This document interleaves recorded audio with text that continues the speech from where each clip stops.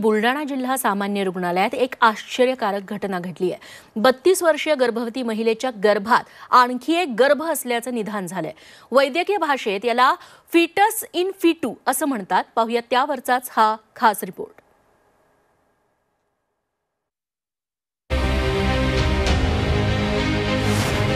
बुलढाण्यात वैद्यकीय क्षेत्रात दुर्मिळ घटना।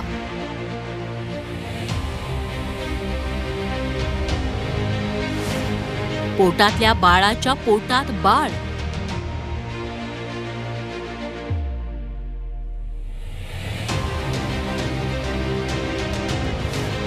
गर्भातल्या बाळाच्या पोटातला गर्भ अविकसित।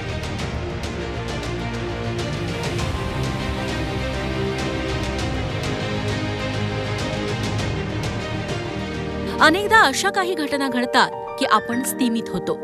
अशीच एक घटना बुलढाणा जिल्ह्यात घडली आहे।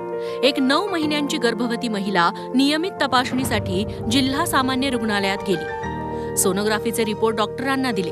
ते तपासत असताना त्यांना शंका आली। इतर डॉक्टरांना त्यांनी ते रिपोर्ट दाखवले आणि त्या डॉक्टरांची शंका खरी ठरली। त्या गर्भवती महिलेच्या गर्भातच आणखी एक गर्भ असल्याचं समोर आलं। सोनोग्राफी करणारे डॉक्टर प्रसाद अग्रवाल यांनी वारंवार तपासणी केली असता सोनोग्राफीत गर्भवती महिलेच्या पोटातल्या गर्भात आणखी एक गर्भ असल्याचं स्पष्ट दिसलं। 35 आठवड्यांहून अधिकच्या या गर्भामध्ये काही हाडं आणि गर्भासारखी रचना दिसली। गर्भातल्या बाळाची वाढ होत नाही।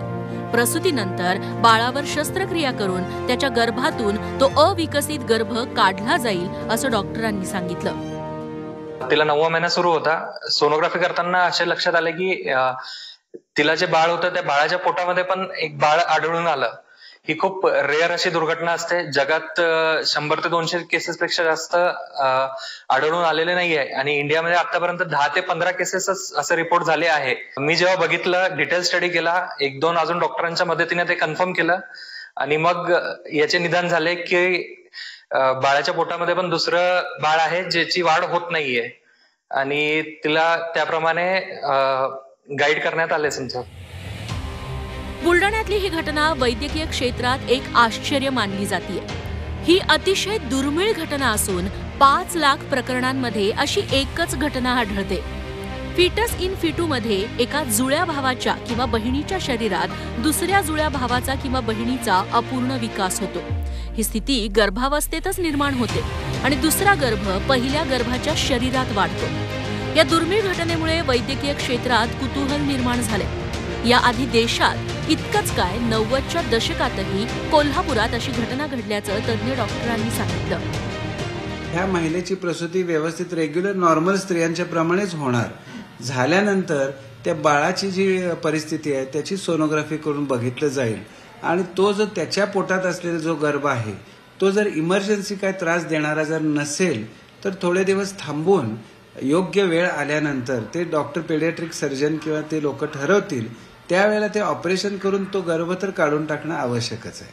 फक्त ते ऑपरेशन म्हणजे त्या झालेल्या बाळावर ते कधी करायचं कसं करायचं हा दृष्टिकोन हा त्या कंडिशनवर अवलंबून राहील।